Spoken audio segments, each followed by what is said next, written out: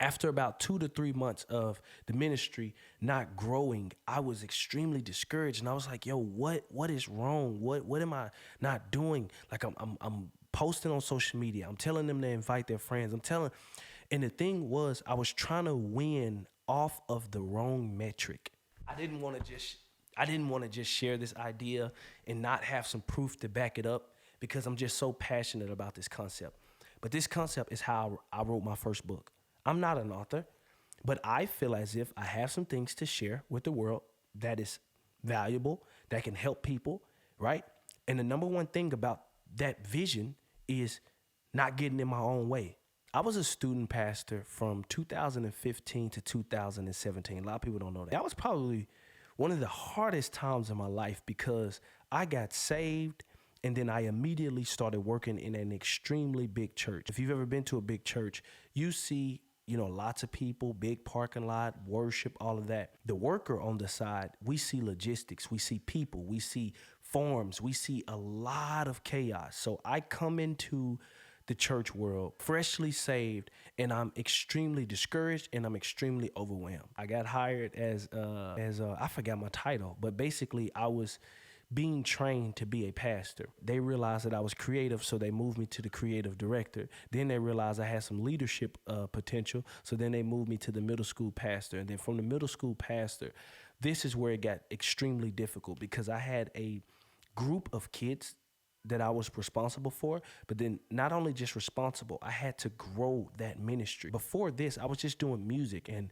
I didn't really have to grow a fan base or grow an audience, which I should have been doing, but there wasn't no pressure to do it. So I was like, okay, I can do this. I'm not going to run from the challenge. During this phase is when I learned one of the most crucial things. When you're building anything, what I learned in this phase drastically changed everything for me in terms of building something. They gave me the ministry about 50 to 60 kids. My first night was chaos. It was chaos. I didn't plan anything. I was like, yo, kids want freedom, right? And man, was that a terrible idea. I realize right now that people love structure more than they'd like to admit, right?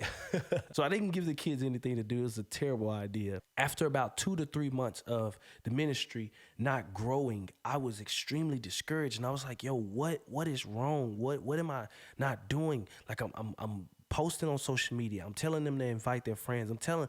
And the thing was, I was trying to win off of the wrong metric. Hear me out. I was trying to win the game of growth off of the wrong metric. So I was just looking at the numbers, and if the numbers didn't change, I was getting extremely discouraged. As I sat back, I said, okay, let me see what's all available. Okay, my leaders, like my volunteers, they don't even know what they're doing. So let me look at that. Boom, let me fix that. Then from there, I'm like, okay, what is my vision for this ministry? Okay, boom, let me get that on paper. Let me write that down. Boom, boom, boom, boom, boom. As I start to do these little things that I was taking for granted, I unlocked the key to any growth. I don't care what you're doing. You're writing a book, you're trying to get in shape, you're trying to be a better mom, you want to be a better, I don't care what you're doing. If you unlock this key to growth, if you embrace it, it's going to change the entire game. When I started to look at the ministry volunteers, and then I looked at my vision, then I looked at what schools are attending the church. Okay, let me expand the schools. Okay, let me lean on some advice that I can get from the pastor above me. He's been doing this for 13 years. This is year 2 for me. Let me figure out what he's doing. Then I started to gain momentum.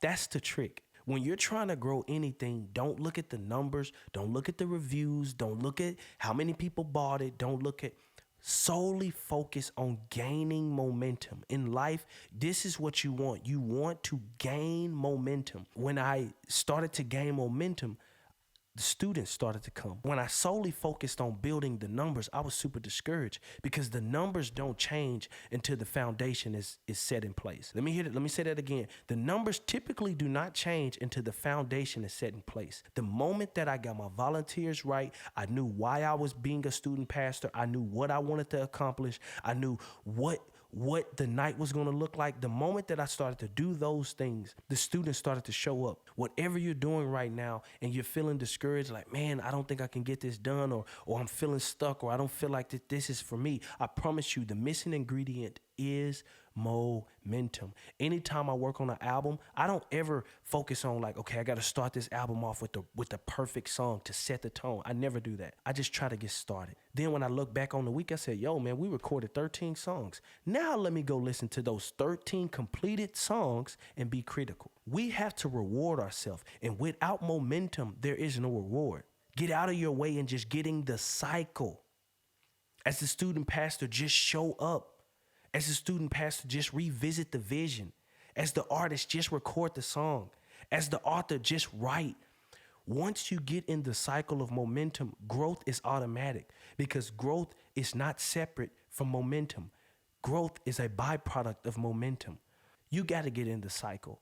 And once you get in the cycle, everything else can get out your way. Doubt can get out your way. Fear can get out your way. Opinions can get out of your way. You want to know why? Because a cycle is not subjective. It doesn't have feedback. You just do the thing. See, here's the problem. I have to record a great song. That may take 9 years. I have to record a song. I can do that today. I got to start a phenomenal YouTube channel. That may take 4 years. I have to start a YouTube channel. I can do that today. I have to send a phenomenal email. That may take 2 months. I have to send the first email. I can do that today. This is how I've been able to hit my weight goals. This is how I was able to write my first book. I didn't want to just share this idea and not have some proof to back it up because I'm just so passionate about this concept. But this concept is how I wrote my first book. I'm not an author, but I feel as if I have some things to share with the world that is valuable, that can help people, right? And the number one thing about that vision is not getting in my own way.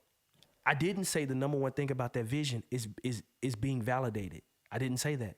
I didn't say the number one thing about that vision about me writing my first book is it becoming a number one bestseller. I didn't say that. I didn't say the number one thing about that vision of me writing my first book is somebody in New York saying, hey, you figured it out. I didn't say that. The number one thing about me writing my first book is getting out of my own way and leveraging momentum. This book started as a few statements in my car. I wrote the entire book in my car. This book started with a concept of like, yo, what are the things that helped me in life that I could put on paper that could help other people? That had nothing to do with Google reviews, ads, selling myself. I just got the concept that I really cared about and I got out of my own way. And I just started to do the thing. And as I did the thing, I started to gain the most leveraged thing that a lot of people disregard in life, and it is momentum. When we unlock momentum, anything becomes possible, right? Because God created you. You are a very valuable being. But the problem is we don't ever be. We struggle to be. You are a valuable and a creative and a unique being, but we struggle to be. We struggle to be. If I'm an author, I'm just going to be an author. I don't have to try to be an author. I am made in the image of God. He is the ultimate creator. So if I'm made in the image, that means that I have some of those attributes, but those attributes reside in my Father. So therefore, I have some of them.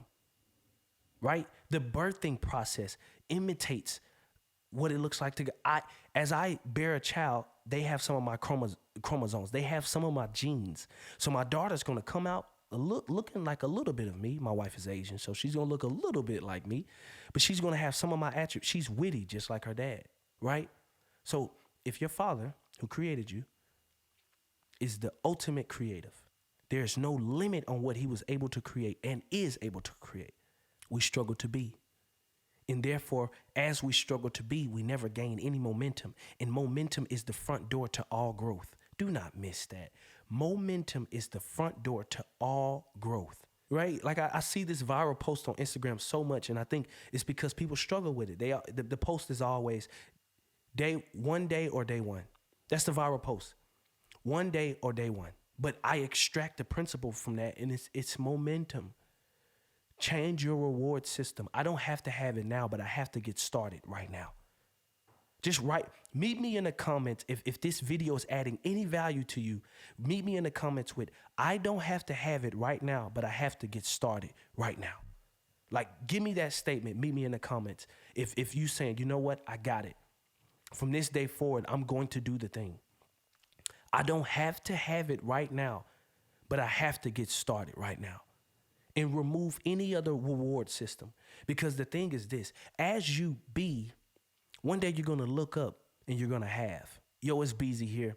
Thank you for rocking with another episode. Look, I cannot wait to see this rock your world, man. Look, if you enjoyed this video, like the video, leave a comment. Meet me in the comments with, I don't have to have it right now, but I have to get started right now. Come on, let's go. I'll see you in the next video.